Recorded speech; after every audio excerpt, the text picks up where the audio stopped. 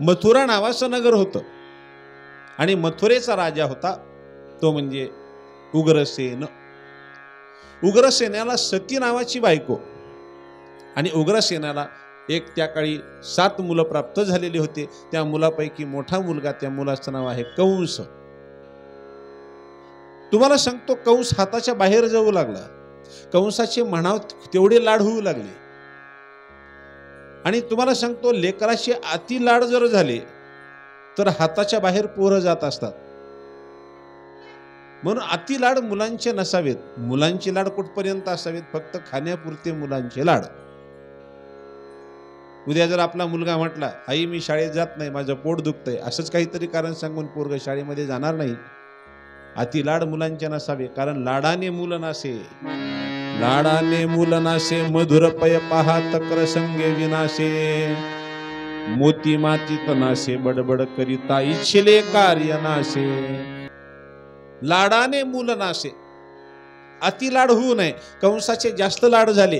कंस हाताच्या बाहेर गेला. वडिलांनंतर गादीवरती आला, राज्यकारभार करत होता आणि मथुरेतल्या लोकांना त्रस्त करत होता कंस. दुसऱ्याचे लेकर विहिरीमध्ये ढकलून द्यावे, साधू संताला त्रास द्यावा कंसानं, ऋषी मुनींना त्रास द्यावा. आणि गावातले सगळे लोक संतापले, विचार करतात की राजा काही नीट भेटला नाही आपल्याला. गावातले सगळे लोक उग्रसेन राजाकडे जाऊन म्हणतात की महाराज, तुमचा मुलगा कंस आम्हाला त्रस्त करत आहे, काहीतरी करा. उग्रसेन राजानं आपल्या मुलाला समजावून सांगितलं, कंसा, जनतेचा छळ करणं हे बरोबर नाहीये. जनतेचा छळ कधी करू नये. पण कंस ऐकेल तेव्हा ना. या पापी कंसानं आपल्या वडिलालाच कारागृहात बंदिस्त करून टाकलं, वडिलाला, कारण ते मला ज्ञान द्यायला लागले. आणि आता या दुष्ट कंसानं आपल्या वडिलाला बंदिस्त केल्यानंतर उग्रसेन राजा म्हणतात, कंसा, तू मला बंदिस्त केलंस, पण याद राख, तू तर पापी आहे आणि तू मूर्ख आहे, तुला समजावून सांगण्यात काही अर्थ नाही. पण एक गोष्ट लक्षात ठेव, तुझ्या बहिणीचं लग्न करायचं आहे. देवकी वयामध्ये आलेली आहे, ती फार मोठी जबाबदारी आहे माझ्यावरती. जोपर्यंत मुलीचं लग्न होत नाही तोपर्यंत बापावरती फार मोठी जबाबदारी असते ती. पण कंस म्हणतो, बाबा तुम्ही काळजी करू नका, मी माझ्या बहिणीचं लग्न, देवकीचं लग्न थाटात करेल. आणि कंस निघाला बहिणीला स्थळ शोधण्यासाठी. कंसाने विचार केला, माझी बहीण कोणाला द्यावी. लक्षामध्ये आलं, माझ्या लहानपणीचे मित्र आहेत वसुदेव, आणि ते चांगले आहेत, त्यांचा स्वभाव मला माहिती आहे. माझी बहीण जर वसुदेवाला दिली तर सुखात राहील. आणि आता निघाला कंस आपल्या बहिणीला ज्या घरात द्यायचं, शूरसेन राजाकडे, म्हणजे वसुदेवाचे वडील. आणि शूरसेन राजाकडे येऊन, घरामध्ये येऊन पदर पसरून बोलू लागला, महाराज आम्हाला पदरात घ्या, आमची बहीण पदरात घ्या. मला असं वाटतं माझी बहीण तुमच्या मुलाला म्हणजेच वसुदेवाला द्यावी. 2 शब्दामध्ये सोयरीक जुळली. 16 दिवसाचा कार्यक्रम ठरला, मुहूर्त काढला, लग्नाची तयारी चालू झाली. कंस घरी आला. कंसानं लग्नाची सगळी तयारी चालू केली आणि बरोबर 16व्या दिवशी देवकीचं लग्न वसुदेवासोबत मोठ्या आनंदात होऊ लागलं. हातामध्ये अक्षता घ्या, आपल्याला छान एक लग्न, एक मंगलाष्टक म्हणायचे. शुभ मंगल सावधान सावधान, शुभ मंगल सावधान सावधान, शुभ मंगल.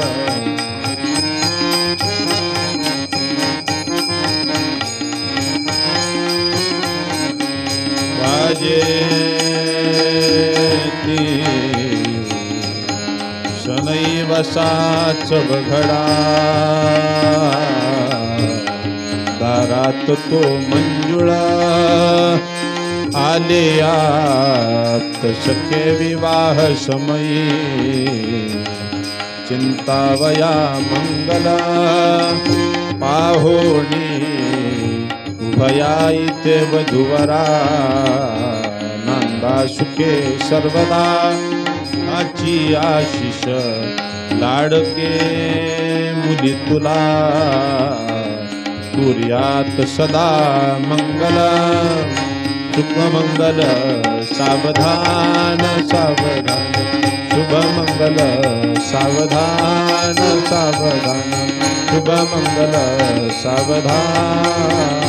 वाजंत्री सावध चित्त साव, वऱ्हाडी सावध चित्त साव. लग्नाचा सोहळा मोठ्या आनंदात पूर्ण झाला. कंसानं बहिणीचं लग्न लावलं आणि आपल्या बहिणीला हुंड्यामध्ये काय काय दिलेलं होतं. 400 हत्ती सोन्याच्या अंबारीसह बहिणीला दिले होते. 1600 घोडे दिले होते. चतुशतम परिहार्य गजानाम हेममालिनीम अश्वानाम युथम सार्थम रथानाम त्रिवशतम. 1600 घोडे दिलेले होते आणि दासी दिलेल्या होत्या. दासी समलंकृते म्हणजे अलंकारांनी युक्त अशा दासी दिलेल्या होत्या कंसानं आपल्या बहिणीला. कंसानं बहिणीला हुंड्यामध्ये सगळं काही दिलं आणि एक सोन्याचा रथ तयार केला. गावामधून मिरवणूक निघाली. वसुदेवाने देवकीला बसवलं रथामध्ये. गावातून मिरवणूक निघाली. चौपदरी रस्त्यात म्हणजे त्या चौकामध्ये आली आणि आकाशामध्ये आकाशवाणी झालेली होती. अस्यास्त्वाम अष्टमो गर्भो हंतायाम वहसे बुध हंतायाम वहसे बुध हंतायाम वहसे बुध. आकाशवाणी झाली, कंसा याच बहिणीचा 8वा मुलगा तुझा काळ ठरणार. 8व्या मुलापासून तुझं मरण आहे. आकाशवाणी ऐकली. कंस खाली उतरला. बहिणीचे केस पकडले. रथाच्या खाली खेचलं देवकीला. कमरेची तलवार काढली. देवके मरणाला तयार हो. तलवार घेतली आणि बहिणीच्या मानेवरती टाकणार की हात पकडला वसुदेवाने. वसुदेव म्हणतात कंसा तुझी ही बहीण होती पण ती माझी धर्मपत्नी झालेली आहे. देवा ब्राह्मणाच्या अग्नीच्या समक्ष मी पाणी ग्रहण केलेलं आहे. तिचं याद राख. तिच्या अंगाला जर हात लावशील तर. शांत हो कंसा. मी ऐकली आकाशवाणी, तू ऐकली, सगळ्यांनी ऐकली. आकाशवाणी काय होती की आमच्या 8व्या मुलापासून तुझं मरण आहे. मी तुला वचन देतो. मी लहानपणीचा मित्र आहे तुझा. माझा स्वभाव माहिती आहे तुला. प्राण जाय लेकिन वचन ना जाय. मी वचन देतो झालेला प्रत्येक मुलगा मी मांडीवरती आणून ठेवेल. त्या पोरांना मार पण तुझ्या बहिणीला मारून तुला काय मिळणार आहे. हे सगळे लोक तुला पाहायला लागलेत. लोक तुझी अवहेलना करतील. जनतेने जर राजाची अवहेलना केली तर राजाला सुद्धा नरक मिळत असतो. शांत हो कंसा, शांत हो. वसुदेवाने कंसाला शांत केलं. कंस विचार करतो. सत्य आहे ते बोलता येत ते. बहिणीचे केस सोडून दिले. निघून गेला महलामध्ये. सैनिकाला आज्ञा दिली वसुदेव देवकीला बंदिस्त करा. दोघांना बंदिस्त करण्यात आलं. ती बातमी कळली वसुदेवाच्या वडिलाला शूरसेन राजाला. शूरसेन राजाला वाटलं की कंसानं बहिणीला मारायला मागं पुढं पाहिलं नाही. तर वसुदेवाची पहिली बायको रोहिणी तिला सुद्धा मारायला मागं पुढं पाहणार नाही. वसुदेवाची पहिली बायको रोहिणी, दुसरी बायको ही देवकी. म्हणून मित्राच्या घरी गोकुळेमध्ये नेऊन बसवली. आणि इकडे कारागृहामध्ये देवकीला गर्भ राहिला वसुदेवापासून. मासाठाई गर्भ वाढू लागला. 9 महिने 9 दिवस पूर्ण झाले. पहिला एकंदरीत मुलगा जन्माला आला. तो मुलगा हाताशी घेतला. देवकी मनाच्या कल्पना करत होती किती सुंदर हा मुलगा आहे. याचं मी बारसं करणार, सगळ्या लोकांना बोलवणार. मनाच्या कल्पना करत होती देवकी. तितक्यात सैनिक आले आणि वसुदेवाला म्हणतात वसुदेवा महाराजांनी तुम्हाला बोलवलेलं आहे. चला घ्या मुलगा. उचलला मुलगा. निघाले दरबारामध्ये. मुलगा मांडीवर ठेवून दिला. कंसाच्या बाजूला जाऊन उभे राहिले. मनामध्ये खऱ्या अर्थानं दुःख होतं वसुदेवाच्या. पण कंसाने पहिला देवकीचा मुलगा पाहिल्यानंतर कंसाची मती बदलली. इतकं सुंदर ते लेकरू होतं की ते पुष्टदंड होते, भारदार ती छाती होती, धनुष्याकृत्य भुवया होत्या. त्या लेकराला जवळ घेतलं आणि लेकराला पाहत पाहत कंस म्हणतो वसुदेवा मी आकाशवाणी ऐकली होती. 8व्या मुलापासून मरण आहे माझं. हा तर पहिलाच आहे ना, घेऊन जा याला. वसुदेव आले. मुलाला उचललं. कारागृहात गेले. देवकीच्या मांडीवरती पोरगं ठेवून दिलं. आणि तो प्रसंग वैकुंठातून पाहिला भगवंतानं. भगवंताला चिंता लागली कशाची. जोपर्यंत कंसाच्या हातून पाप होणार नाही तोपर्यंत मला अवतार कार्य करता येणार नाही. वैकुंठामध्ये देव चिंतेत पडलेला होता. त्याच वेळेस वैकुंठात भगवंताच्या कानावरती गोड आवाज आला. श्रीमन्नारायण भवतारायण श्रीमन्नारायण श्रीमन्नारायण भवतारायण श्रीमन्नारायण नारायण नारायण श्रीमन्नारायण नारायण नारायण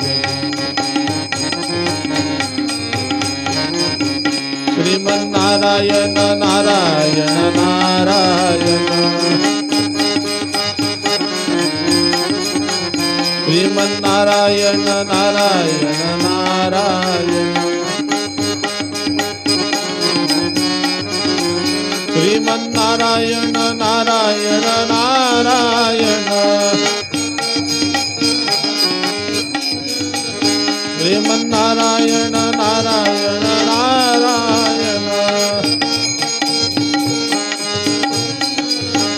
बद्री नारायण नारायण नारायण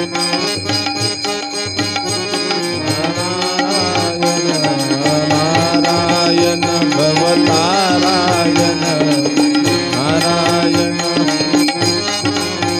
श्रीमन्नारायण नारायण नारायण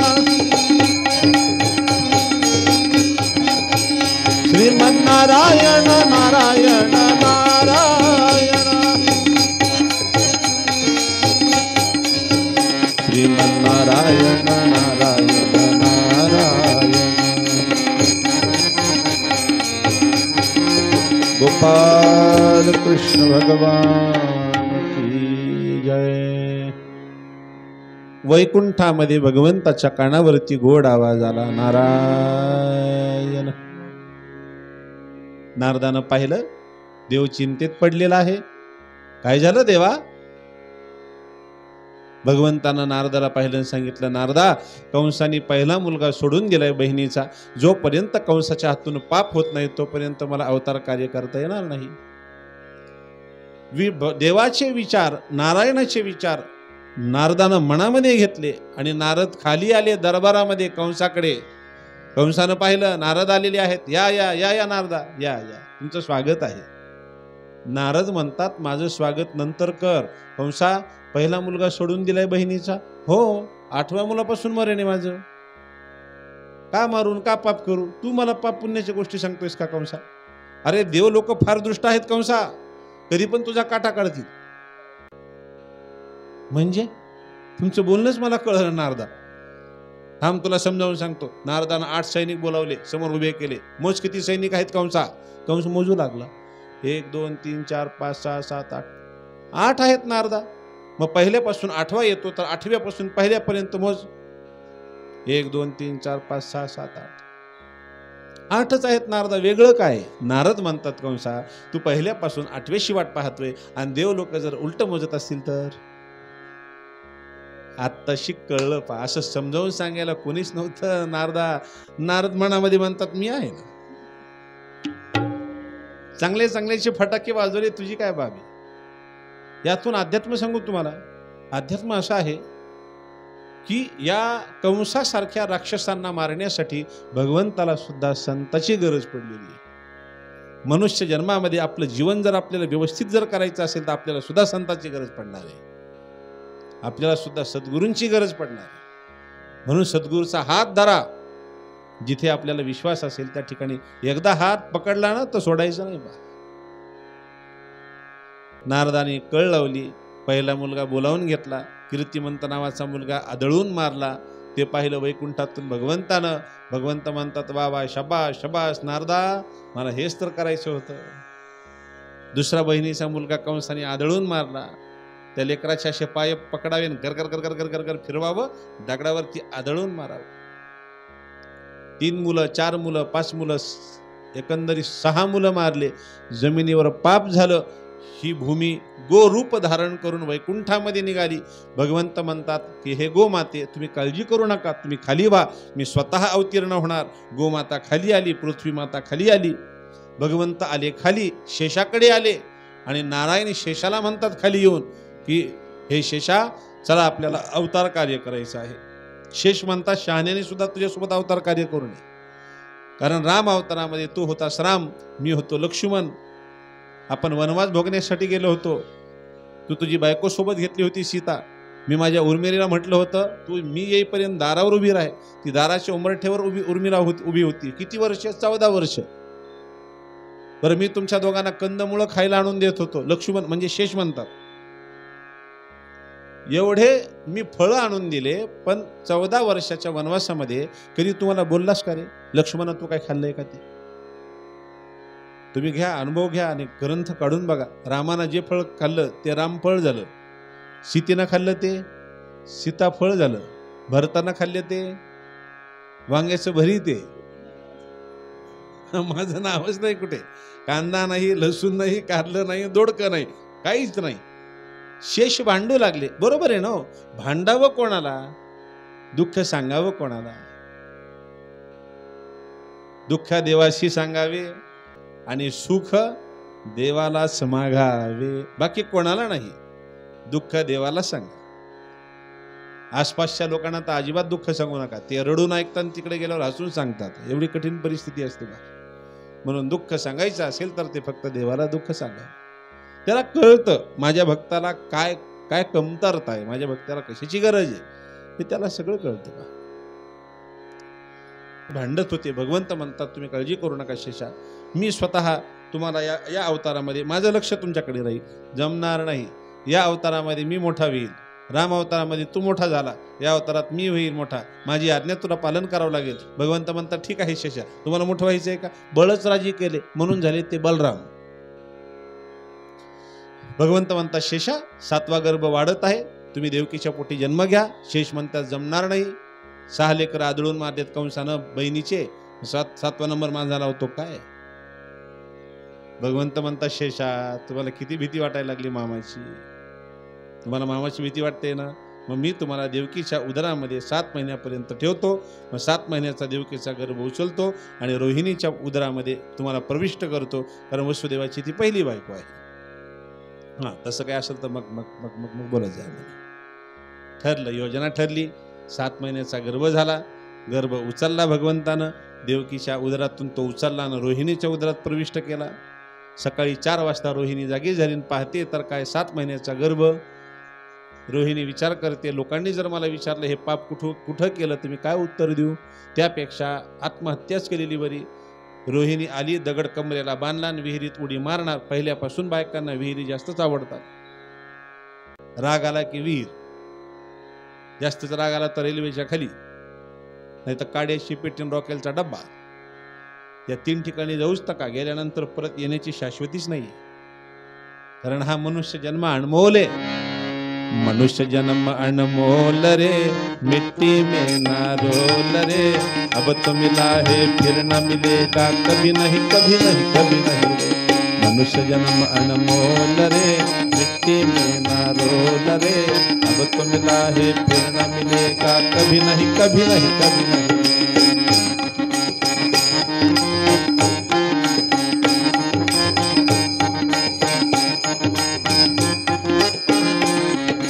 सत्संग में तू आया कर, गीत प्रभु के गाया कर, सांझ सवेरे बैठ के बंदे ध्यान प्रभु का लगाया कर.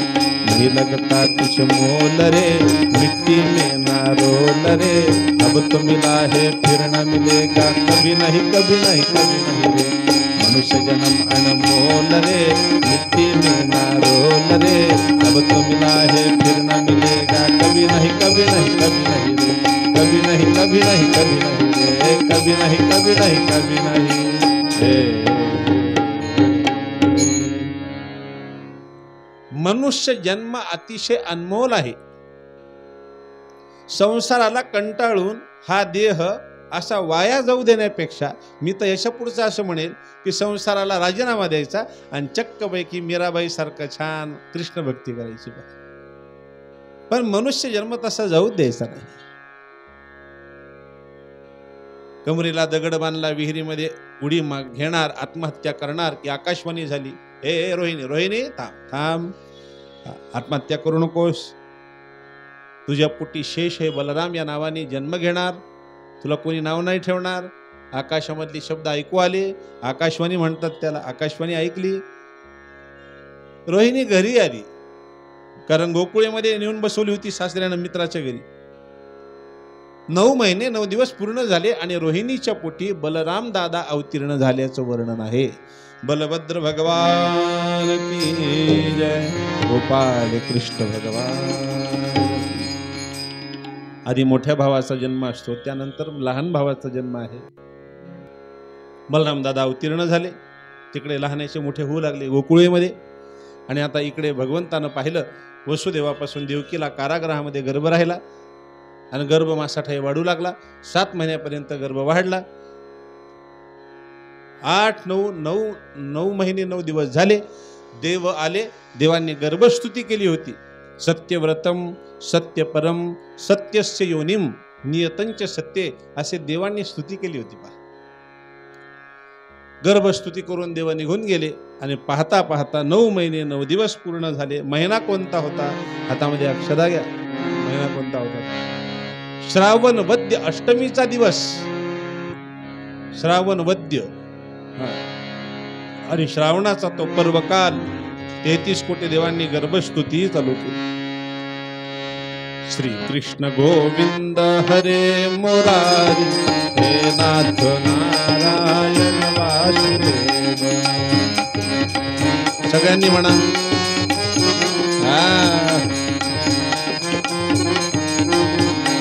श्री कृष्ण गोविंद हरे मुरारी हे नाथ नारायण वासुदेव. सगळ्यांनी म्हणा.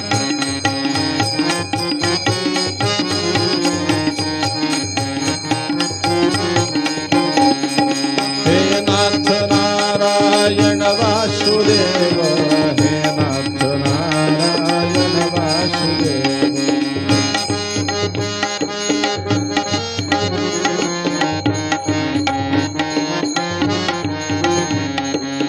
प्रद्युम्न दामोदर विश्वनाथ मुकुंद विष्णु भगवन् नमस्ते. हे नाथ नारायण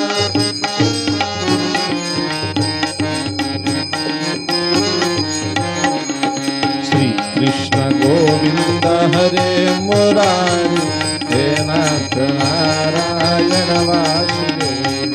श्री कृष्ण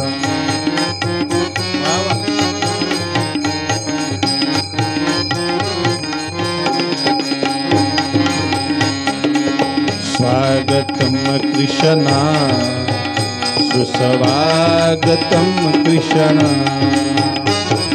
स्वागतम कृष्णा सुस्वागतम कृष्णा. स्वागतम कृष्णा.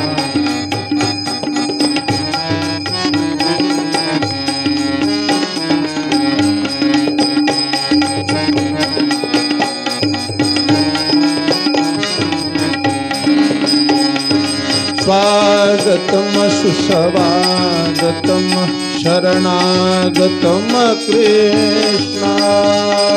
स्वागतम सुस्वागतम शरणागतम कृष्णा. स्वागतम कृष्णा सुस्वागतम कृष्णा. स्वागतम कृष्णा.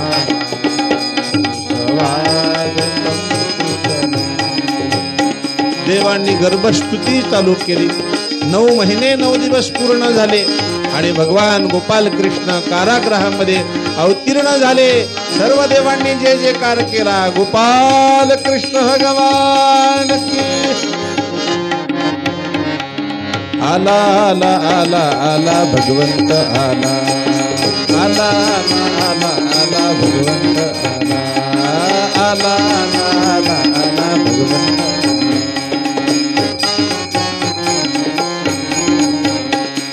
हृदय कपाट ठेवणी हृदय कपाट ठेवणी आसन द्या त्याला. आसन द्या त्याला. आला आला आला आला भगवंत आला. आला आला आला आला भगवंत.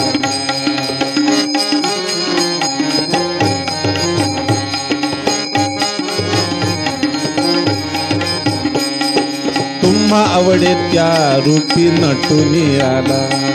तुम्हा आवडे त्या रूपी नटुनी आला. हृदय कपाट ठेवणी हृदय कपाट ठेवणी आसन द्या त्याला. आसन द्या त्याला. आला आला आला आला भगवंत आला. आला आला आला आला भगवंत आला.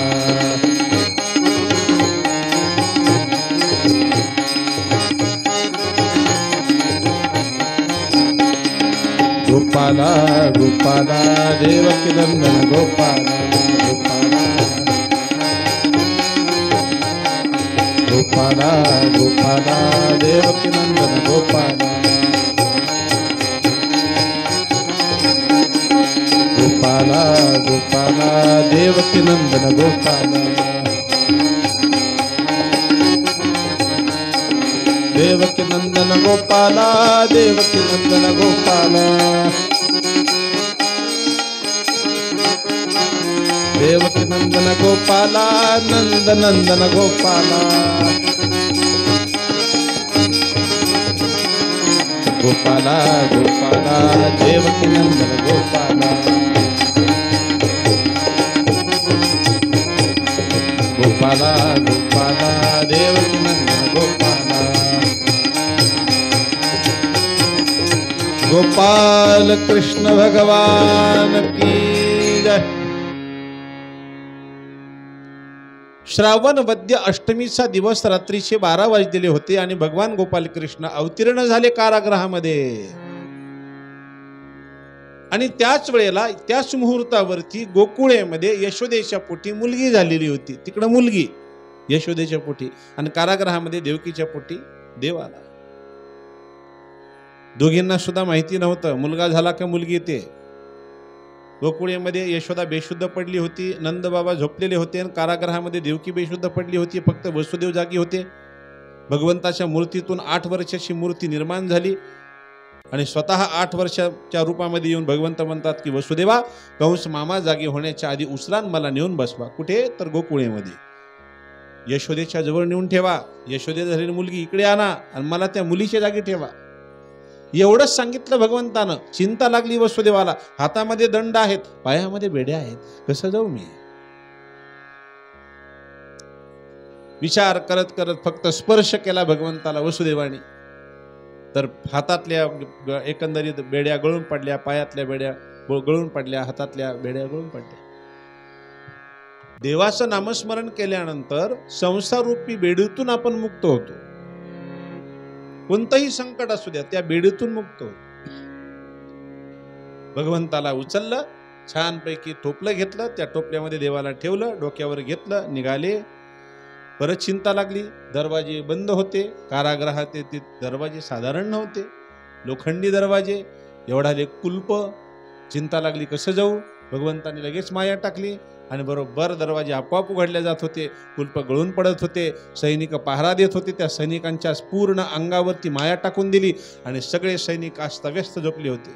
याचं तंगड त्याच्या मुंडक्यावर, त्याचं तंगड याच्या छातडावर, सगळे सैनिक अस्ताव्यस्त झोपले होते आणि झोपीत म्हणत होते सैनिक, जागते रहो झोपीत। भगवंताला सोबत घेतलं, बाहेर आले, दुसरं दर्शन मेघांनी घेतलं। मेघांना मोठा आनंद वाटू लागला की दुसरं दर्शन आम्हाला भेटलं, पहिलं दर्शन वसुदेवाला भेटलं।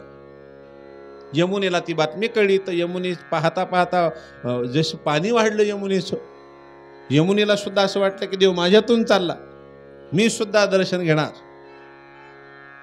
प्रचंड पाऊस पडू लागला, पावसामध्ये भिजत होता देव। ते पाहिलं शेषानं, मी असून जर माझा नारायण भिजत असेल तर काय कामाचा आहे मी। शेषाने आपला फणा काढला आणि डोक्यावरती पकडला भगवंताच्या, पाऊस नाही लागू दिला।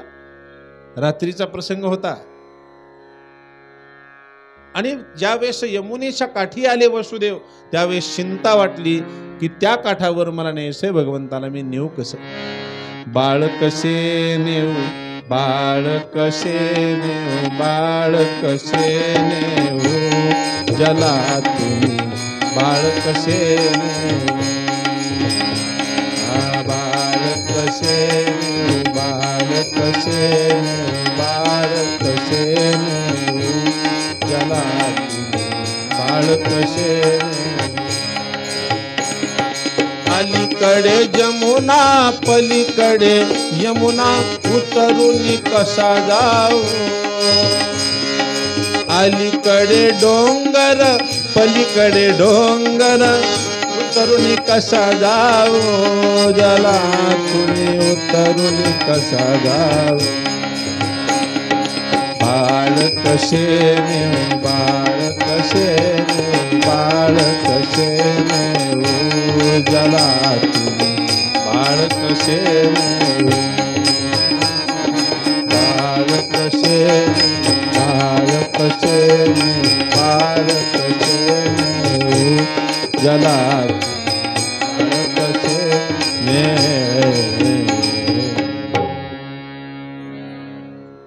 बाळ कसे नेऊ. भगवंताला वाटलं की का थांबलेले आहेत वसुदेव, पाण्यात गेले होते, गळ्या इतकं पाणी होतं, तिथंच थांबले, इथून पुढे जर गेलो तर वाहून जातील देव. भगवंतानी वरतून पाहिलं तर यमुनेला पूर आलेला होता. भगवंतानी फक्त यमुनेला आज्ञा दिली, ए यमुने, माझ्या अवतार कार्यामध्ये आडवी आलीस का तू? यमुना प्रगट झाली, चळचळ कापू लागली. नाही नारायणा, तुमच्या अवतार कार्यामध्ये मी आडवी नाही आले, माझ्या मधून चाललेले आहात, फक्त दर्शनाची भीक घाला ना मला. रागवलेला देव यमुनेकडे पाहत प्रसन्न झाला, पाय बाहेर काढला, पायाचा अंगठा पाण्यात बुडवायचा उशीर. यमुना नदी दुभंगली. कशी दुभंगली? अर्धा भाग या बाजूला, अर्धा भाग इकडे, मधून पाऊल रस्ता. आणि आज भगवंत निघाले. वसुदेवाने भगवंताला सोबत घेतलं, आणलं, गोकुळेमध्ये आणलं. यशोदेच्या पोटी मुलगी जन्माला आलेली होती, ती साक्षात देवी होती. त्या मुलीला आपल्या टोपल्यामध्ये घेतलं, भगवंताला उचललं आणि यशोदेजवळ ठेवून दिलं. टोपली उचलली, त्या मुलीला सोबत घेतलं. वसुदेव कारागृहामध्ये आले, मुलगी खाली ठेवली, टोपली खाली ठेवली. मुलगी मोठ्यानं रडत होती. ते रडणं सैनिकांनी ऐकलं. सगळे सैनिक कंसाकडे गेले. कंस स्वतः आला आणि पाहतोय तर देवकीच्या पोटी मुलगी जन्माला आली. ए देवके, मुलगी कस काय जन्माला आली? त्या मुलीचे पाय पकडले कंसानं. त्या मुलीला गरगर गरगर गरगर फिरवणार, पण ती आई जगदंबा, ती मुलगी कंसाच्या हाताला झटका मारत सायुधाष्ट महाभुजा साक्षात देवी प्रगट झाली आकाशामध्ये. आणि ती जगदंबा काय म्हटली? कंसा, मला मारून तुला काय मिळणार रे, तुझा वैरी जवळ जन्मला. पण तिकडला प्रसंग सांगतो तुम्हाला गोकुळे मधला. सकाळी 5 वाजता यशोदा माता आपली जागी झाली आणि पाहते तर भगवंताची ती श्यामल मूर्ती पाहिली आणि यशोदेला मुलगा झाला, नंद बाबाला मुलगा झाला. ही बातमी वाऱ्यासारखी गावामध्ये गोकुळेमध्ये पसरली आणि सगळे नाचू लागले. नंद घर आनंद भयो जय हो नंदलाल, नंद घर आनंद भयो नंद के आनंद भयो जय कन्हैया लाल. हाथी घोड़ा पालकी जय कन्हैया लाल की. हाथी घोड़ा पालकी जय कन्हैया लाल की. नंद घर आनंद भयो जय हो नंदलाल की. नंद के आनंद भयो जय कन्हैया लाल की.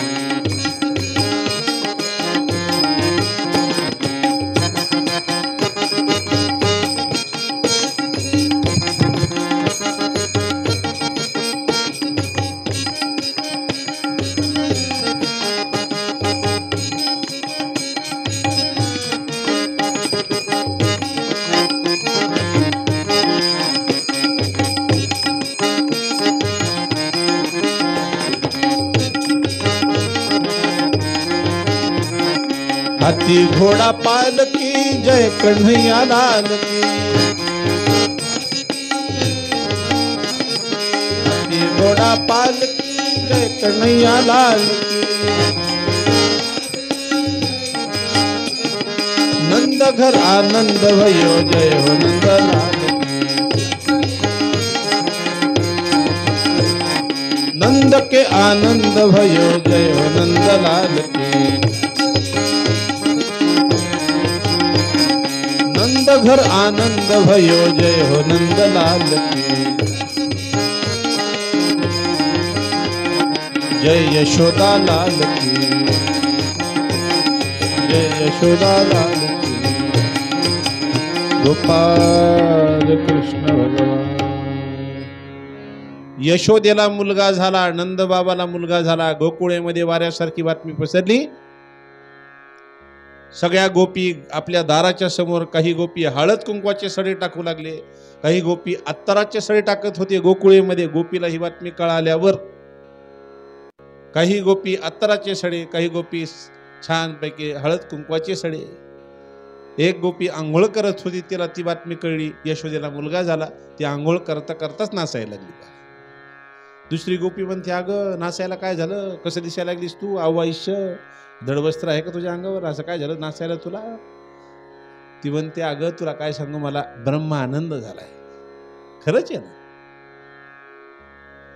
देव आल्यानंतर आनंद साधारण नाहीये. एखादा पाहुणा जर आपल्या घरामध्ये थांबला तर आपल्याला आनंद होतो का? तुम्ही नुसतं हो म्हणतात. पण एखादा पाहुणा आला तर आपण म्हणतो, आलात आनंद, बसलात अत्यानंद, चहा नको परमानंद, आणि निघालात का सच्चिदानंद. पण त्या गोकुळीच्या सुखांत पार नाही लेख. बाळकृष्ण नंदा घरी आनंदल्या नरनारी, आनंदल्या नरनारी,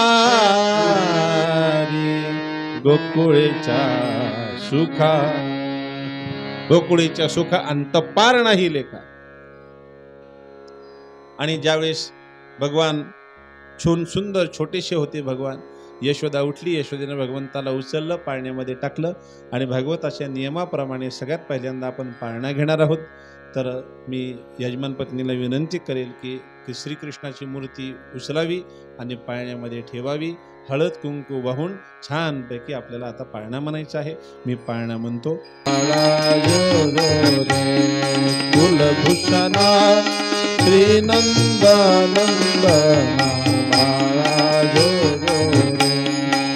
जन्मोनी मथुरे यदुकुळे आला शिवनमाळी काळमालांबरी गोकुळे धन्य केले गौरी बाळा जो जो रे. कुलभूषणा श्रीनंदनंदना निदरा करी बाळा मनमोहना परमानंदा कृष्णा बाळा जो जो रे. बंदी शाळेत अवतरुणी द्वारे मोकरुणी जनक शृंखला ओढोणी यमुना दुभंगोनी बाळा जो जो रे. कुलभूषणा श्रीनंदनंदना बाळा जो जो